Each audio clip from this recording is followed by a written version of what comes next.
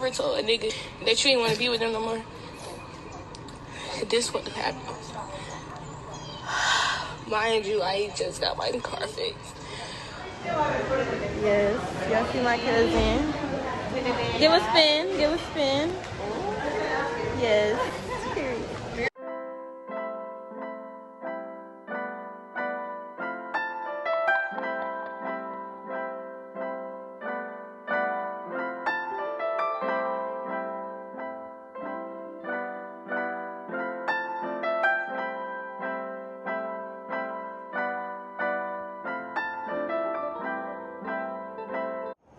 Her boyfriend came in and shot at my baby dead ass. It's a frantic call for help from a mother. This is what the scene looked like Wednesday night. And we heard the gunshots in the house. So the son ran. Okay. And when I ran in the house, I couldn't get in.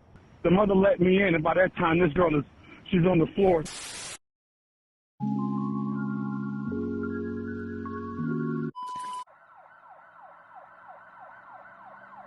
18-year-old Kelvi McCrae was an outgoing, talented, bright, and beautiful young soul, both inside and out.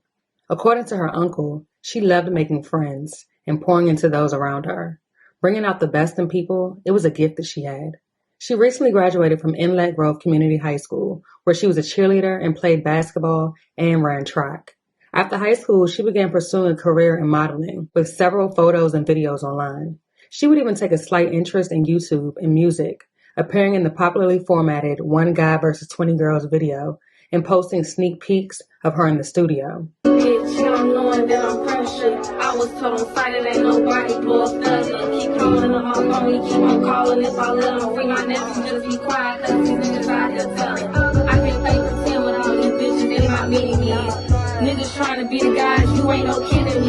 Fake chain on and a rental, who you supposed to be? Bitch, I'm the baby, you get touched if you come close to me. Being the go-getter that she was, she did all of this while being enrolled at Palm Beach State College, studying cosmetology, and running her own hairstyling business. Most importantly, Kelvi was a certified daddy's girl. Her father truly meant the world to her, and judging by her various Facebook posts, dating years back up until recently, she equally meant the same to him.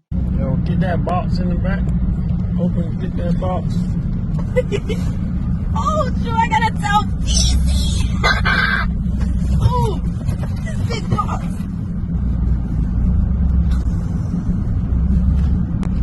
You a slick man. You a slick man, boy. I gotta tell easy.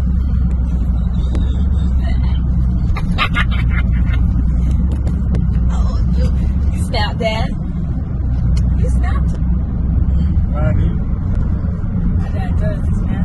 Never settle for less.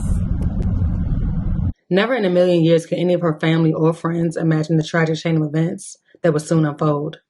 Just before 10 p.m. on March 6th, West Palm Beach police responded to a home in the 1400 block of 13th Street near North Australian Avenue for reports of a shooting. Upon arrival, they would find a chaotic scene and an unresponsive teenage girl lying on the floor of the home.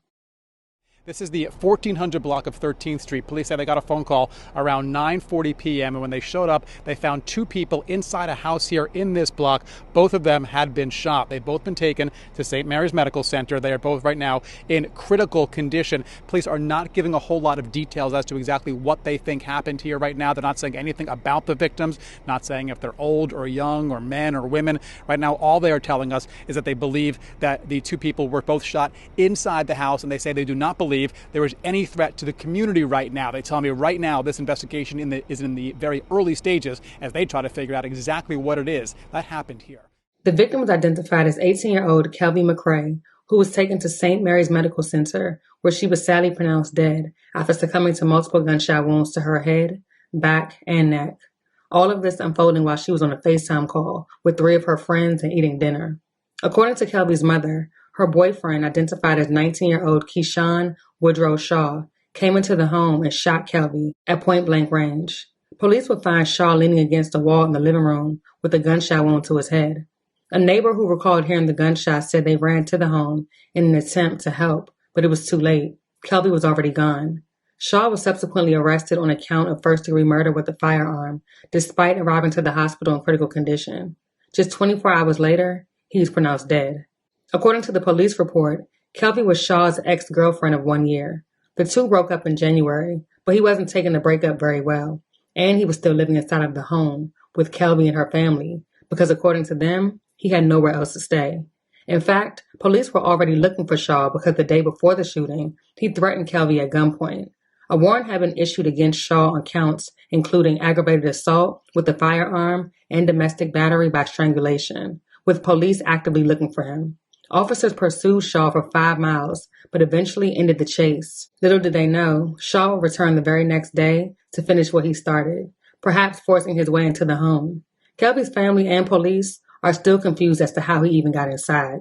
Less than 24 hours before the shooting, Kelvi would take to social media to post a series of cryptic videos, providing an insight into the turmoil of her relationship. Ever told a nigga that you ain't want to be with them no more? This what happened. Mind you, I just got my car fixed. Her next post states, "If something happens to me, this idiot Keyshawn did it." The next video captures her exiting her home and walking to her car as Keyshawn trails behind her. As she backs out of the driveway, Keyshawn can be seen jumping on the windshield as she attempts to drive off, eventually falling off the hood of the car, causing his phone to fall, which caused the windshield damage previously shown in the first video. She captions the video, "The police never do ish, so I gotta tell y'all." She then showed the police at her home, reviewing the video footage with the caption, "I'm so troll, I don't give a F. Safety first, what the F?" She then reposted the video with the caption, "Scariest moment of my life. Right before this, he told me he was going to shoot me if I don't take him back. Like, what the F?" She then posted, "And for the females who think a ninja hitting you is cute, you're going to be in the same predicament sooner or later. Leave the first time it happens." Finally, just hours before the fatal shooting, she posted this video to TikTok. I'm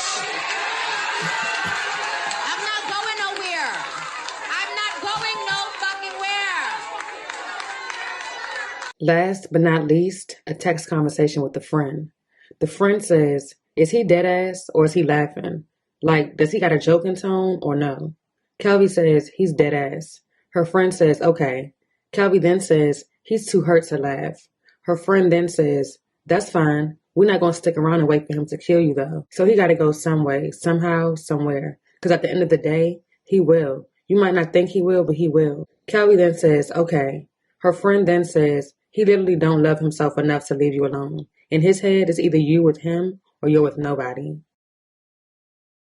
After Kelvi's senseless and untimely murder, many took to social media to post several tributes, mainly consisting of purple hearts, a color symbolic of peace, courage, survival, honor, and personal dedication to domestic violence awareness. Her family says they do not want to remember her as just a victim or another statistic, but a girl who had a flair for life, a flair that still inspires them today. As her family reflects on the entire situation, her uncle stated, "What would drive you to feel so hopeless about this one relationship that you probably wouldn't even remember in a few years, allowing it to become the crux of your life and the destroyer of futures and potential?" Despite of it all, her family would not allow Shaw to win. They refuse to feel defeated and distraught. Instead, they choose to rejoice and celebrate the life she lived and the impact she made. Kelvi was a beautiful young soul. You know, she was as intelligent as she was beautiful. Kelvi McCray's family says the 18-year-old had a bright future. She had a flair for life, you know, a flair that still inspires us today. She was in college, studying cosmetology, already running her own hairstyling business. She loved making her friends and the young women around her more beautiful. That was a gift that she had, to make everything around her beautiful. Wednesday night, Kelvi was killed. Police say her ex-boyfriend, 19-year-old Keyshawn Shaw, came into her home on 13th Street in West Palm Beach, shot her while she was FaceTiming with friends. A neighbor heard the shots and called 911. And when I ran in the house, I couldn't get in. The mother let me in, and by that time, this girl she's on the floor. She's in the... We don't know whether he forced his way in. At this point, detectives have not said what he was doing, how he got in the house. Police say Shaw was living with Kelvi. Even after the two broke up in January, she let him stay because he had nowhere else to go. But that ended Tuesday when he threatened Kelvi with a gun. Officers tried to catch him, but he got away until he returned Wednesday night. What would drive you to feeling so hopeless that this one relationship that you probably wouldn't even remember in a few years became the crux of your life and the destroyer of futures and potential. But despite what was destroyed, Aiken says his family refuses to let Shaw win, refuses to be devastated by her death. My family's rejoicing. We're rejoicing at the life that Kelvi lived. We're rejoicing at the impact she's made. If you or anyone you know is in an abusive relationship, it is important to get help immediately. It's not easy, but there are plenty of resources available to assist in the journey.